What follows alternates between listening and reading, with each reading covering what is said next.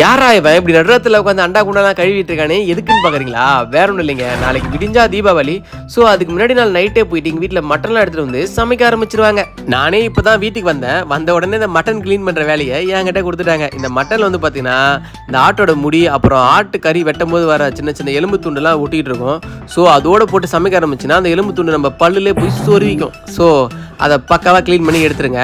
அவ்வளோதாங்க, நம்ம வேலை சிறப்பாக முடிஞ்சுது. இனிமேல் காலையில் எழுந்தால் தான் தெரியும் என்ன சமைச்சு வச்சுருக்காங்க, எப்படி சமைச்சு வச்சுருக்காங்கன்னு.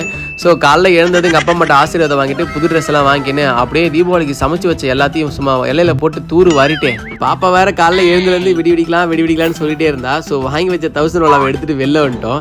இதை வச்ச உடனே ஒரு வெடி கூட மிஸ் ஆகாமல் வெடிக்கணும்னு எப்படி வேண்டிக்கிட்டு இருக்கிறா பாருங்க. பேத்தி ஆசைப்படுறான்னு உடனே எங்கள் அப்பா வந்து நான் தான் பற்ற வைப்பேன்னு சொல்லிட்டு அவரே வந்து பற்ற வச்சாரு. ஸோ ஒரு வெடி கூட மிஸ் ஆகாமல் சும்மா சூப்பராக வெடிச்சுது.